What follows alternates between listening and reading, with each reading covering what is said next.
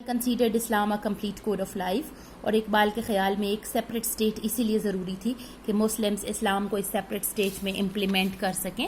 اقبال نے کہا آسان نہ ہو تو کلیمی ہے کار بے بنیاد، یعنی آپ کے پاس ایک آئیڈیالوجی ہے اور تو اس کو امپلیمنٹ کرنے کے لیے ایک سیپریٹ اسٹیٹ کا ہونا ضروری ہے.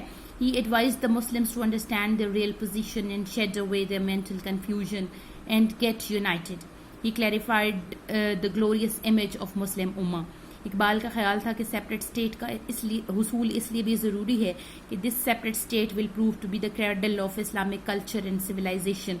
He considered the establishment of Pakistan very essential and vital for the restoration of national religious identity of the Muslims.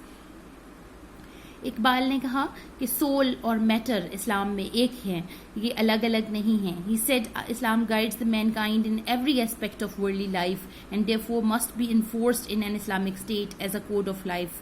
جس طرح سے ویسٹ میں ایک کانسیپٹ ہے کہ ورلڈلی لائف اور ریلیجس لائف الگ الگ ہوتے ہیں، اسلام میں یہ کانسیپٹ نہیں ہے. Islam is a complete code of life, زندگی کے ہر پہلو کے بارے میں اسلام گائیڈ کرتا ہے. اس لیے ایک ایسی اسٹیٹ مسلمس کے پاس ہونی چاہیے جہاں پر وہ اسلام کے تمام اصولوں کو آزما سکے اور ان کو امپلیمنٹ کر سکے. اسلام strengthens the life by infusing spiritual unity. He said in Islam, Almighty God and universe, soul and matter are the different part of one whole. He did not believe in any system separated from religion and declared that religion and politics are not separated from each other in Islam. جدا ہو دین سیاست سے تو رہ جاتی ہے changezi. Allama Iqbal firmly believed in the separate identity of the Muslims as a nation. He said, I am fully convinced that the Muslims of India will ultimately have to establish a separate homeland, as they cannot live with Hindus in the united India. Iqbal نے کہا کہ اگر یہ دونوں قومیں ایک دوسرے کے ساتھ رہیں تو ایک دوسرے کے کلچر کو ڈسٹروائے کر دیں گی، ایک دوسرے کو تباہ کر دیں گی اور انڈیا میں سول وار ہو جائے گی. کیونکہ Iqbal said India is a continent of human beings belonging to different languages and professing different religions. یہاں پر مختلف قومیں رہتی ہیں جو مختلف زبانیں بولتی ہیں اور مختلف مذاہب پر عمل کرتی ہیں.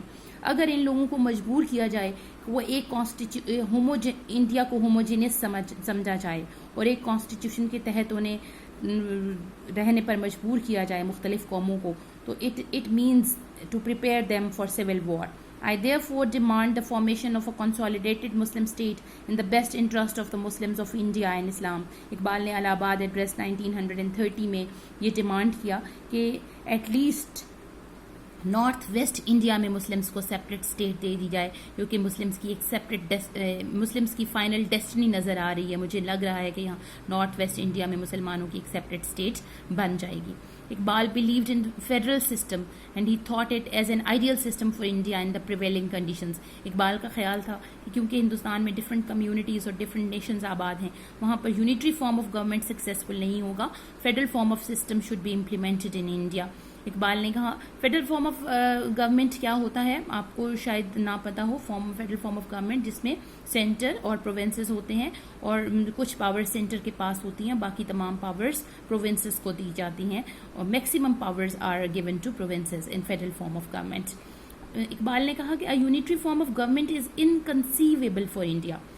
فیڈرل فارم آف گورنمنٹ کا اپوزٹ ہے یونیٹری فارم آف گورنمنٹ جس میں پروونسز کے پاس ان کے کوئی رائٹس نہیں ہوتے. اقبال نے کہا کہ یہ انڈیا کے لیے یونیٹری فارم آف گورنمنٹ صحیح نہیں ہے، زیادہ سے زیادہ پاورز پروونسز کو دی جانی چاہیے. I would never like the Muslims of India to agree on a system which negates the principles of a true federation or fails to distinguish them as a separate political unit.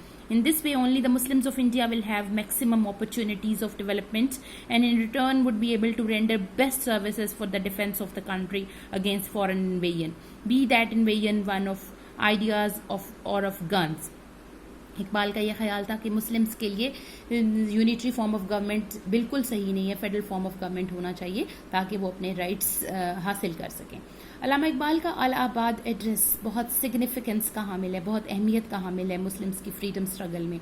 This address molded the destinies of Muslims of the subcontinent and put their endeavors in right direction.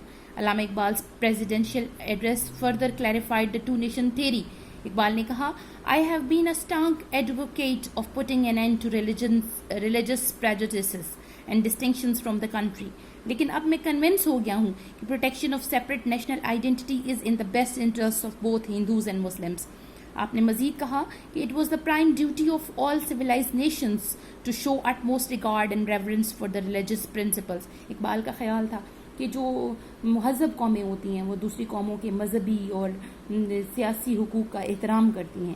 Cultural and social values of other nations are respected by civilized nations. Since the Muslims are a separate nation with their distinct cultural values and religious trends, and they want to have a system of their own liking, they should be allowed to live under such system, considering their separate religious and cultural identity. تو اقبال نے کہا کہ ہندوز کو بھی مہذب قوم ہونے کا ثبوت دینا چاہیے اور مسلمانوں کو ان کے رائٹس دینے چاہیے برٹش اور ہندوز کو مل کے کہ وہ اپنی ایک آزاد اپنے خیالات کے مطابق اپنے مذہبی عقائد کے مطابق آزادی سے زندگی گزار سکیں. اقبال کے الہ آباد ایڈریس نے مسلمانوں کے ذہنوں سے تمام کنفیوژن دور کر دی, ان کو ایک پلیٹ فارم پر متحد کیا, ان کو ان کی ڈیسٹینیشن دکھائی اور ان کو فریڈم اسٹرگل کے لیے تیار کیا. And later on enabled the Muslim masses to determine their line of action and work out a clear-cut and definite program in order to accomplish the goal of a separate homeland. The spirit which Allama Iqbal infused in the Muslims by his presidential address developed into an ideological basis for the Pakistan movement. Iqbal کے الہ آباد address نے Muslims کی imagination کو it caught the imagination of Muslims مسلمانوں کو guide کیا, اور یہ فرسٹ ڈیمانڈ تھی پاکستان کے لیے مسلم لیگ کے پلیٹ فارم سے. اقبال نے اپنی انڈیویجول کیپیسٹی میں پیش کی, لیکن 10 سال بعد اس کو پاکستان ریزولوشن کی شکل میں اڈاپٹ کر لیا گیا 23 مارچ 1940 کو. اس طرح سے اقبال کی پریزیڈینشیل ایڈریس نے مسلمس کو ایک سیپریٹ کنٹری کی طرف گائیڈ کیا.